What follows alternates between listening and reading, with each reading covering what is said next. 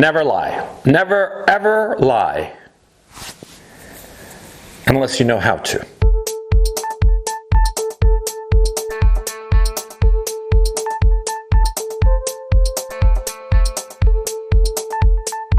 I learned my lesson early. I learned it when I was in the 7th grade. When I was 13 years old, I hid my report card. And I told my parents all kinds of lies because I was getting into drugs. I was just being a bad boy, okay?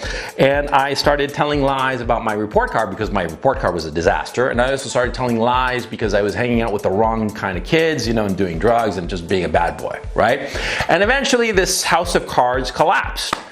And I learned my lesson, which is never lie, never lie, never ever lie. And the reason is so simple, because you forget your lies. I mean, come on, how many times have you forgotten where your keys are? Your keys are actually important. Or how many times have you forgotten, for instance, the password to your bank account online? Yeah, you forget about it all the time, and it's actually really important. And more to the point, it's true. You forget things all the time. Your memory is incredibly fragile. You could be in like you could be the witness, say, to some car crash. You see some car crash happen. It's like, wow, this is incredible. It was like horrible and blah, blah, blah, right? And maybe a week or two later, you happen to see a videotape of that same car crash, you know, security camera or whatnot. And you see that video and all of a sudden you see details that you had forgotten. I mean, really important details, maybe like the car doors flew off or something like that. Something really important about this car crash that you witnessed. It was a shock to you when you saw it, and you forgot these crucial details. Of course, the videotape doesn't forget, but your memory does. So if you forget things that are actually true, that are actually important to you, what do you think is going to happen with a lie that you tell? You're going to forget it. Of course you're going to forget it. You're going to forget it because it's a fiction you made up. You forget stories. You know, I tell my small children stories, you know, bedtime stories, and I keep forgetting the damn plot. You know, it started off with Jack and the Beanstalk, and it's just grown off into this weird, you know, story that all kinds of crap happens, and I forget the story, right? I didn't write it down or anything. I just make it up as I'm going along. And my kids, they remember details, and I think to myself, did I say that? I guess I must have, you know, because I've completely forgotten because it's a fiction. If you tell a lie, a fiction, you're going to forget it. You're going to forget it, and other people might not, probably won't forget it. Because from their point of view, when they heard you say something, they heard something that they assumed to be true, and therefore it latched onto their memory. But you told a lie, a fiction, and it just slid right off your memory. Because it wasn't a lived experience. They lived the experience of hearing you say XYZ. But you made up XYZ, and that's why you forget it. And that's why it's so dangerous. That's why you never tell a lie. So for these reasons, you never tell a lie. You never tell a lie actively. You lie passively. You lie passively, you lie by omission. That's the way to lie. You never tell something that is not true. You omit information that you know. That is the way to effectively lie. That is a way to lie in a way that you will never get caught. Yeah, of course not. Yeah, because if you forget to say something, some truth, some vital piece of information, you can say, oh no, I didn't lie, I just forgot to say this, right? And what's anybody going to say to that? They're not going to say shit, because we all know that our memories are fragile. And if you claim that you forgot to mention some key detail, who's going to hold it against you? You see my point? And if the person independently finds something out that you failed to mention, how exactly did you lie about it? You just didn't mention some fact. Perhaps you can say, oh, I didn't realize that was the important bit of information. You see? You see how crucial it is to lie by omission. Because a passive lie is impossible to pin on you. Simple as that. See? And this is key, because if you passively lie, not actively lie, not tell tall tales, but let people infer things, that's how you can manipulate their perceptions of you. You see? You don't tell a lie.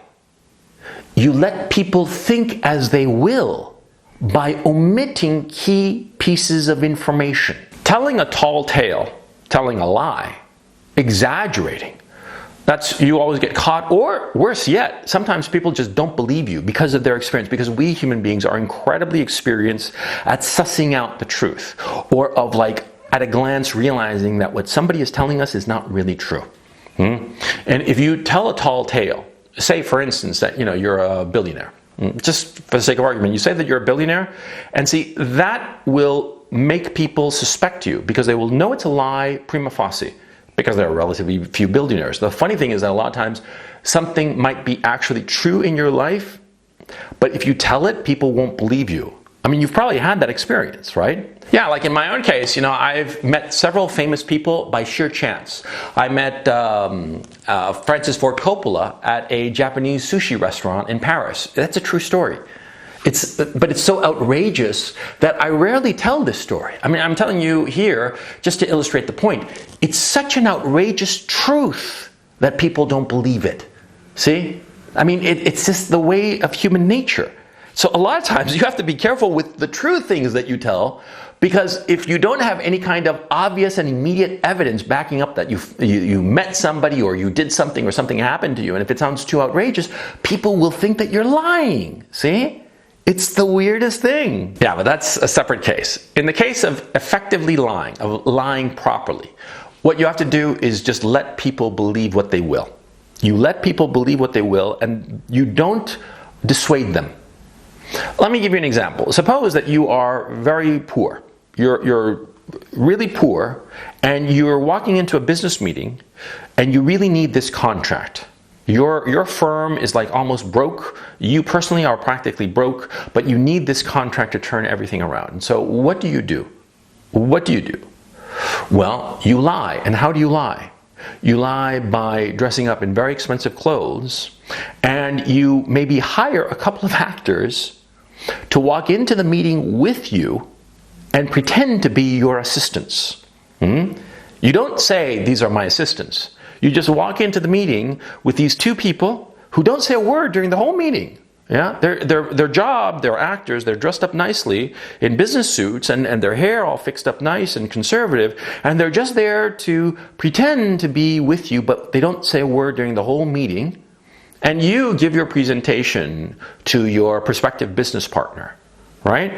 And you give this presentation to your prospective business partner, and because of this, you get the contract. That actually happened to somebody I know, or didn't happen to somebody. I know somebody who did this. Yeah, he was flat broke. He was a guy from high school, and he needed a job, a business. He was selling a service. I don't want to get into too much detail, but the point is, he was selling a service to a big company, and he needed to show himself like a big guy, but he was a one-man shop. It was practically going down the toilet. He was in desperate, dire straits. He needed the contract. And so he got a couple of actors.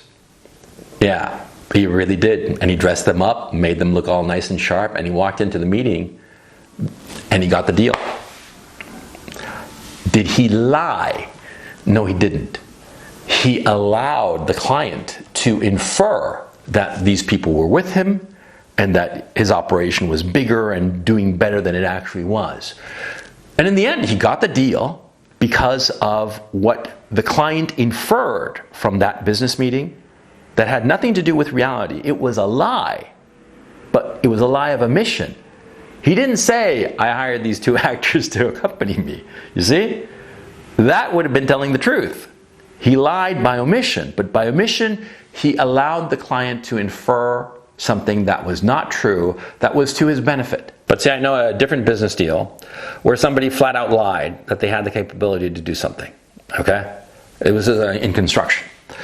And in point of fact, it happened in the sense that I was part of the team that was purchasing this service, this construction service. And the people offering this, they said that they had their own equipment and some other things and that they could do this deal. And we just looked into them a little bit and found out that they didn't have their own equipment, that they'd have to rent it, and that they were not as stable as they were portraying themselves. And therefore, it would run a risk. But the thing is, see, we would have been happy to take that risk had it not been for the fact that we caught them out in a lie.